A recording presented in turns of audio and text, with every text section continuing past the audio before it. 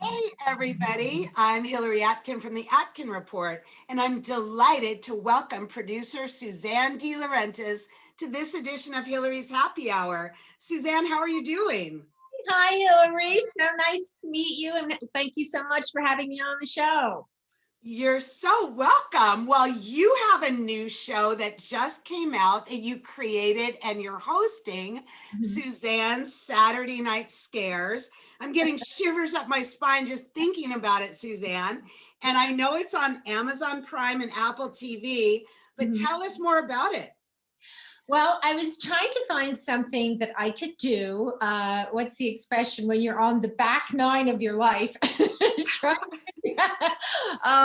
kind of what you want to do a little later on in your life. And I was trying to come up with something that was a little low stress, but something that I would have a passion for and that was a lot of fun. And I'm a huge classic horror fan host. So this was kind of a natural fit for me. I'm really excited about the show. It's so much fun and we're really enjoying working on it. So hopefully everybody else will enjoy it as much as we do.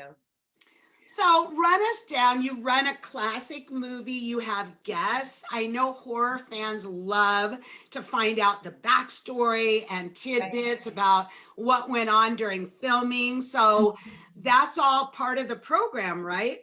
Yeah, and we wanted to do something a little different. And believe me, I love the popular horror hosts, the Elviras and Spengulis. I'm a huge fan. But I wanted to do something a little different because I'm a producer and director and writer and a filmmaker. I didn't really want to make fun of the movies. I didn't want Right. to sort of, make fun of the actors and kind of, tear up the movies. It's more just giving information, trivia stuff, and then bringing on either some of the original cast members for the movie, or we'll find actors and actresses that were in similar films that are kind of parallel to the ones that we're showing. And then there's some fun tongue-in-cheek stuff at the end where they show all my bloopers, which I think is sort of funny enough as it is. Yeah, I just wanted to structure the show a little different than kind of the typical late night horror hosts. And I didn't really create a character, it's me. So I think it's a little more sort of like a TCM, kind of like a Turner Classics kind of thing format, a little bit. What are, tell us if you've discovered some really fun or amazing anecdote about one of these classic horror movies. Well, it's interesting, Hillary, because so many people say, how do you pick the movies? Which one, like, how do you decide who you're going to have on? And I always tell everyone it's just a matter of finding the right movie, something that's a little different that we haven't seen a million times.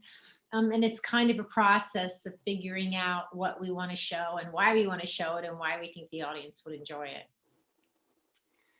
Well, I urge everybody to check it out. And Suzanne, you got your start as an opera singer and Yeah. actress, Yes, yes. Oh, and you performed on Broadway. You've been in films, television shows, and then you transitioned to be a producer, and you have an incredible list of credits.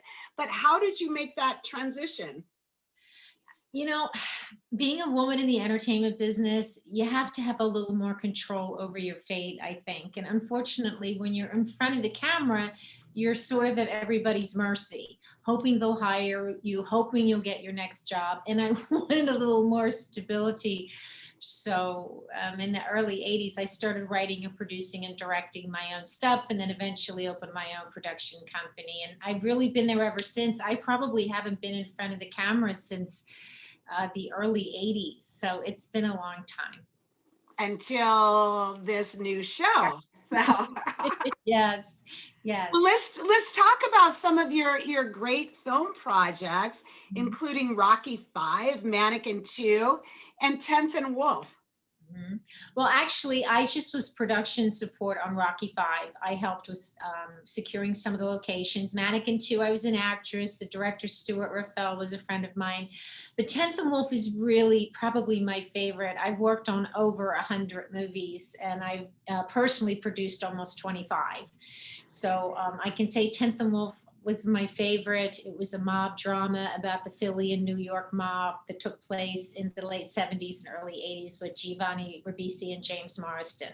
So that was definitely my favorite out of all the movies that I made, I have to say. And I want to mention too that my company has an organization called Operation Hollywood, and we train wounded veterans to work on our movie sets, which is so exciting for us and so rewarding and such a wonderful way for us to give back. So I always like to mention that it's the support team that I have around me that allows me to make these great movies, and a lot of them are veterans. Well, Suzanne, you beat me to the punch in asking you about Operation Hollywood, and what an incredible project to give back to the men and women who've served our country. But tell us more about it and how viewers can help at all if they can. Well, we do one or two events a year to benefit veterans, and we're actually getting ready to do a big one on September 25th. Maybe I can come on the show and invite some of your guests. But as you know, we're going to be bringing a majority of the troops home from Afghanistan on September 11th. So we're going to have kind of a welcome home event for them, and we'll give out some awards. And I'm not sure yet, but I think it's going to be at the Sheraton in Universal City.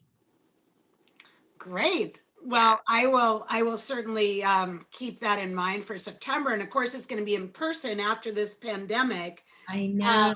We actually had an event. We just made it. We had an event a couple months ago, just as things were starting to open. We were really lucky that it didn't get canceled. But, you know, we all had to wear our masks and stay safe. But hopefully we won't have to wear a mask this time. I'm hoping.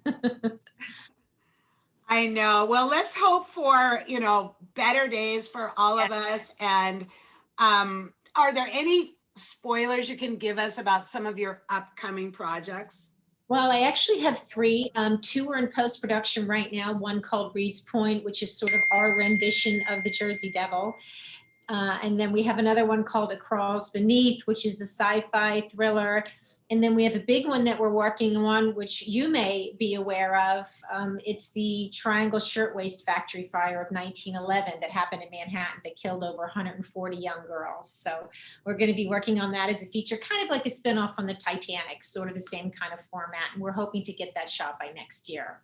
So that'll be an amazing project, because that was really the start of unionism in our country. Am I right? Yes. Oh my gosh, it had a huge effect. That fire actually set the groundwork for all the laws, all the labor laws in the factories and safety regulations. So it's quite a harrowing story. We're very excited and thrilled to be able to tell it. Well, thank you for giving us a heads up about it. I will look forward to that. And we are wrapping up our happy hour, but I wanted to close it out with a toast to you, Suzanne. And you too. And your continued success with all these wonderful projects, and especially scary Saturday nights. Thank you, Hillary. Thank you. Bye.